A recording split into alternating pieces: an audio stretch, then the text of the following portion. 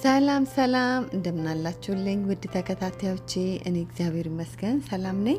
እንኳን ወደ እኔ ቻናል በሰላም መጣችሁ እያልኩኝ ዛሬ ደግሞ በአዲስ እንደ ሁል ጊዜው ወደ እናንተ ጋር ብቅ ብቅ ያለሁኝ እስከ መጨረሻው ድረስ አብራችሁኝ ከኔ ጋር ቆዩ ብዬ ስልጋበዝኩኝ በቀላሉ በቤት ውስጥ ቂቤ ለወጥ የሚሆን አነጣጠር ነው ይዤላችሁ ብቅ ያልኩት።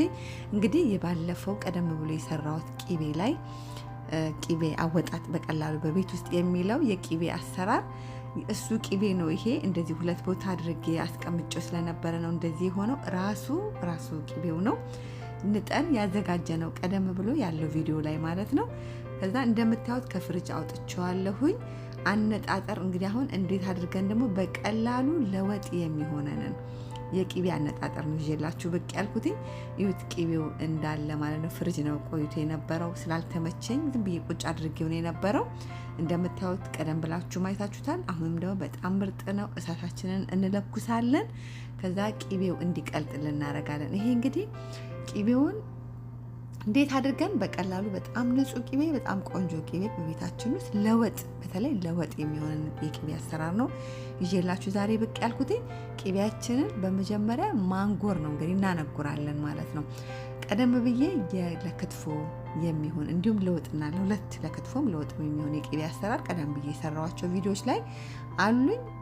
አዳነች ኪችን ላይ ቀደም ብላችሁ የቂቤ አሰራር ብትሉ ልታገኙ ትችላላችሁ። ይሄ ግን በቤት ውስጥ ንጠን ያዘጋጀነው ቂቤ እንደገና ደግሞ ለወጥ የሚሆን ልክ እንደ አገር ቤቱ ልክ እንደ ኢትዮጵያ አገራችን የአገር ቤት ቂቤ የሚለውን የቂቤ አሰራር ነው ማሳያችሁ ዛሬ ማለት ነው። እንደምታዩት ቂቤው ቀልጦልናል። ትንሽ ብቻ ተክ ሲል አብሮ ወተቱ አለ አብሮት ማለት አጓቱ ማለት ነው።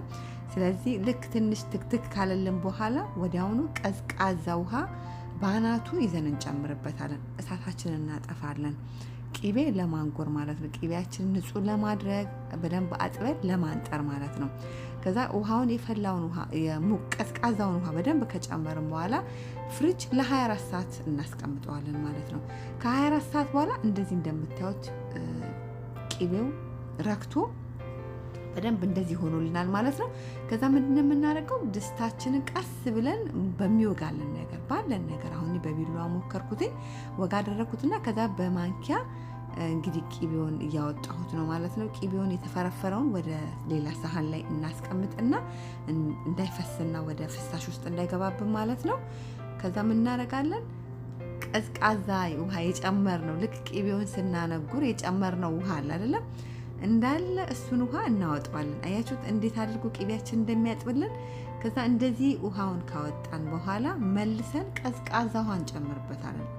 እዚህ ጋር ጥንቃቄ እንድታደርጉ በፍጹም ሙቅ ውሃ እንዳትጨምሩ። ቀዝቀዝ ያለ ውሃ ካላችሁ ቢቻላችሁ በረዶም ያለው ውሃ በበረዶ የቀዘቀዘ ውሃ እየጨመራችሁ እጥብ እያለቀለቃችሁት እንደዚህ ውሃውን ትቀይሩታላችሁ ማለት ነው።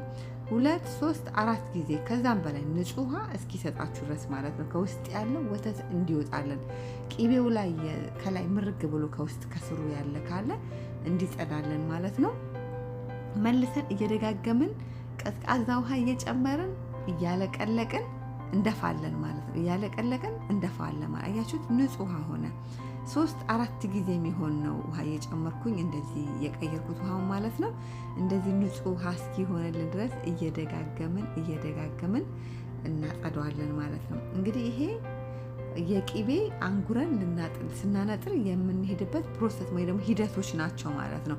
ከዛ መልሰን እንደገና ከላይ ውሃ እንጨምርበታለን ከውስጥም እየጨመረን እርግጠኞች ንጹህ አልሆነልንም ወተቱ በውሃው ንጹህ አልሆነም ብለን ካሰብን እየደጋገምን ጨምረን ማጥራት እንችላለን።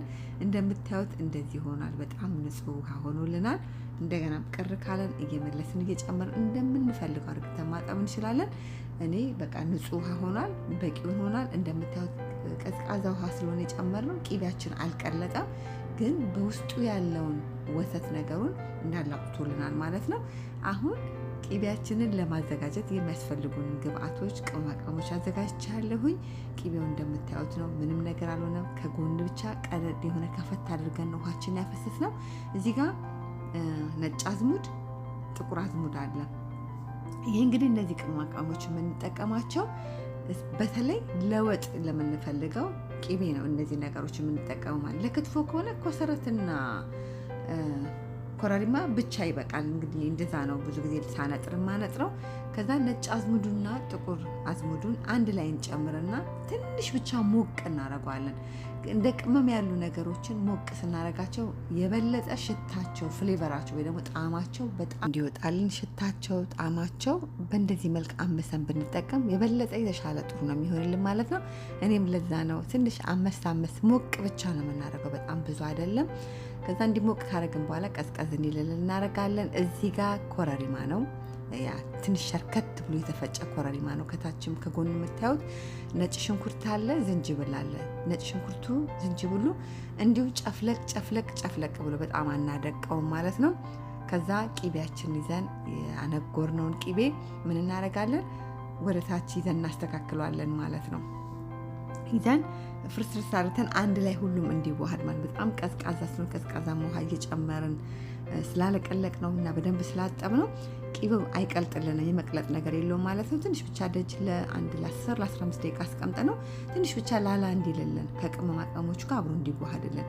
ከዛ 1-2 የሾርባ ማንኪያ የሚሆን ኮረሪማ ጨምረናል። እንደዚሁም ነጭ አዝሙድ እና ጥቁር ቅመሙን እንዳመስነው ጥቁር አዝሙዱን አንድ ላይ ያመስነውን እንጨምራለን። ከዛ አንድ ላይ ይዘን ቂቤውን እንለውሰዋለን በደንብ አብሮ እንዲዋሃድ ማለት ነው። ቅመሞቹን እንደዚሁ እንዳሉ ብንጨምራቸው የተሻለ ነው፣ ተመራጭ ነው። ለምን እንደሆነ እነግራችኋለሁ። እዚህ ጋር ነጭ ሽንኩርቱን ዝንጅብሉን እንጨምራለን።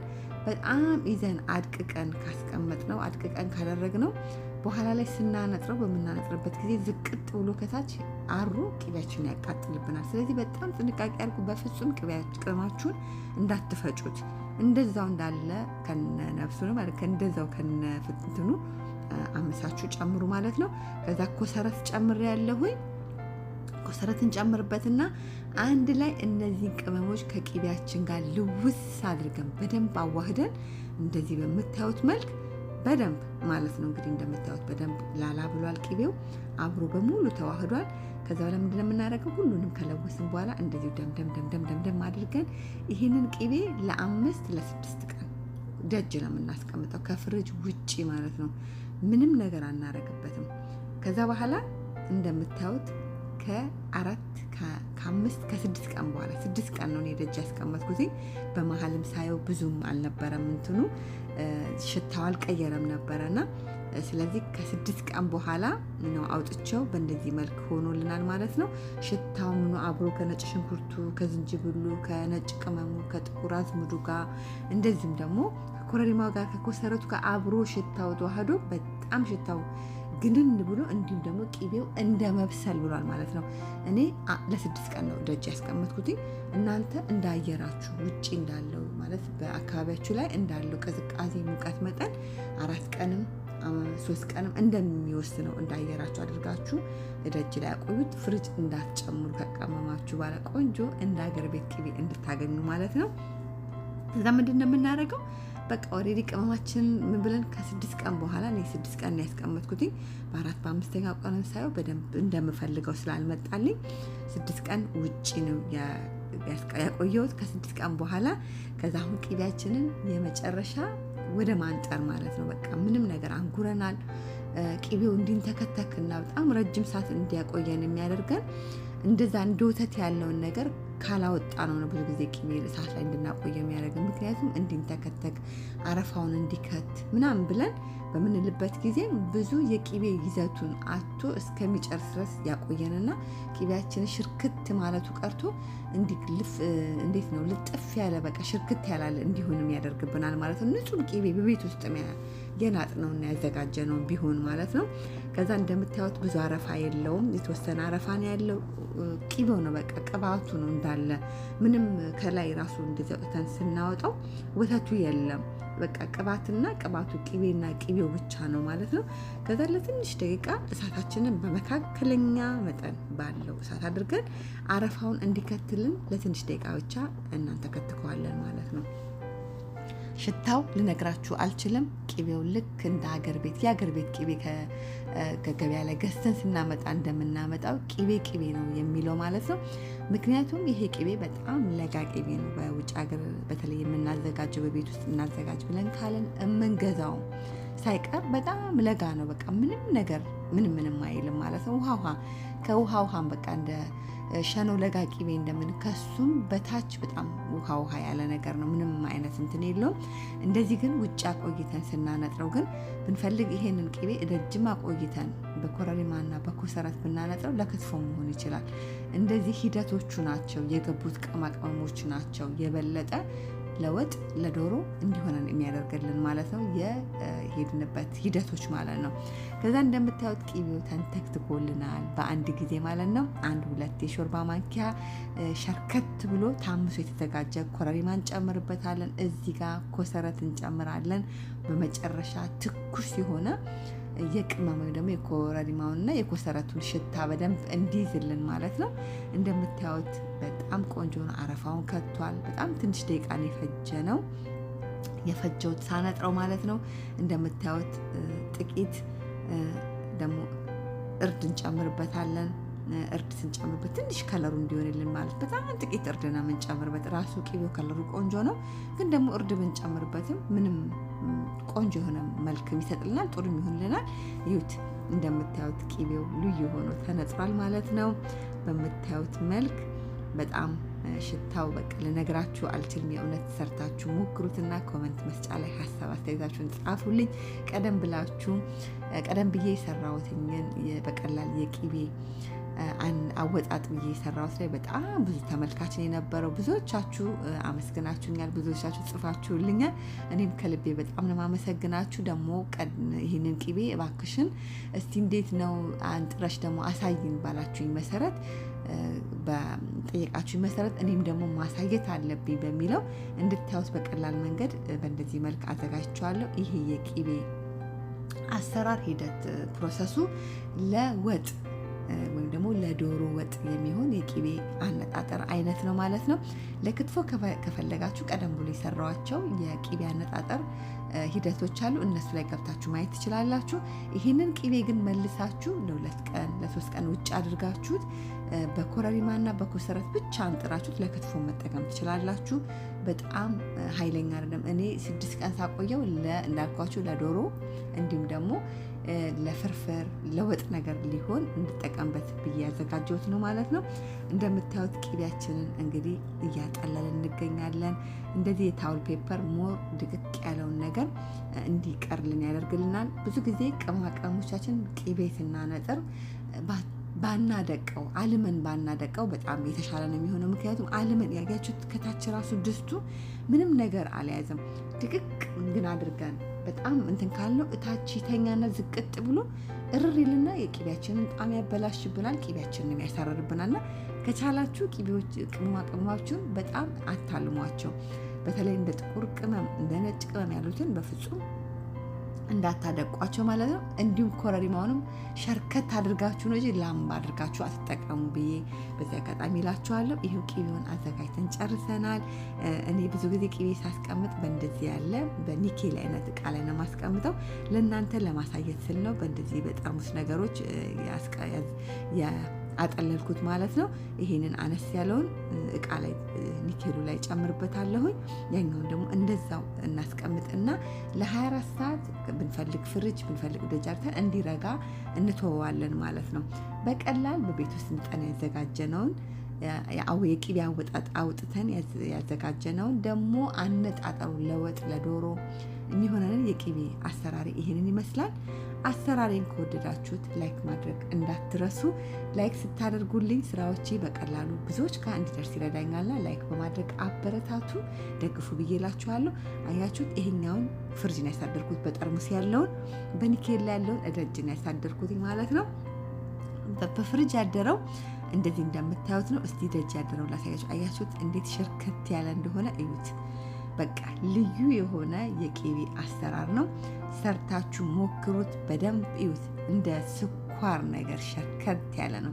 እንግዲህ በቀላሉ በቤታችን ውስጥ የቂቤ አወጣጥ ቀደም ብዬ አዘጋጅቼ ሰርቼላችሁ ወደ እናንተ አድርሼላችሁ በጣም ብዙዎቻችሁ ተጠቅማችሁበታል። ብዙዎቻችሁ ሼር አድርጋችሁኛል። ይኸውና እንግዲህ እኔ በዚህ ሰዓት ላይ ቂቤውን ልክ ካዘጋጀሁ በኋላ ምርጥ የሆነ የድርቆሽ ፍርፍር ልሰራበት ስለፈለኩኝ እንደዚህ ያለ ፍርፍር ላይ ዶሮ ላይ ስጋ ወጥ ላይ የተለያዩ ነገሮች ላይ ልንጠቀመው የምንችል የቅቤ አሰራር ነው ማለት ለክትፎ ትንሽ ጠንከር ሊል ስለሚችል ለእንደዚህ ያሉ ምግቦች ላይ ተጠቀሙት ብዬ ነው የምላችሁ። ክትፎ ላይ ትንሽ ጠንከር ይላል የጨመርናቸው ቅመማ ቅመሞች ማለት ነው። በጣም ምርጥ ነው፣ ትወዱታላችሁ። ሰርታችሁ ሞክሩት። ለኔ ቻናል አዲስ ከሆናችሁ ደግሞ ቻናሉን ሰብስክራይብ፣ ሼር፣ ላይክ፣ ኮሜንት በማድረግ ቤተሰብ ሆኑ፣ አበረታቱ። እንዲሁ ደግሞ ሰብስክራይብ፣ ሼር፣ ላይክ፣ ኮሜንት ያደረጋችሁ ለምታበረታቱኝ ለምትደግፉኝ በሙሉ ከልቤ እያመሰገንኳችሁ ይሄው ምርጥ የሆነ ፍርፍሩ ተዘጋጀ ማለት ነው። የድርቆሽ ፍርፍር በጣም ቆንጆ ነው። ሰርታችሁ ሞክሩት፣ ትወዱታላችሁ። እንደ አገር ቤቱ ቅቤ ካማራችሁ በዚህ መንገድ በዚህ መልክ ሰርታችሁ ሞክሩት፣ ትወዱታላችሁ። ሰርታችሁ ደግሞ ይህንን ልክ እንደ አገር ቤቱ አይነት ውጤት ካገኛችሁ ኮሜንት መስጫ ላይ ጻፉልኝ፣ እኔም ደስ ይለኛል። በድጋሚ ለወጥ ለዶሮ ወጥ የሚሆን የቅቤ አሰራር ይህንን ይመስላል። አሰራሬን ከወደዳችሁት ላይክ ማድረግ እንዳትረሱ። እግዚአብሔር ቢፈቅድ ብንኖር በሌላ በአዲስ ስራ እስክንገናኝ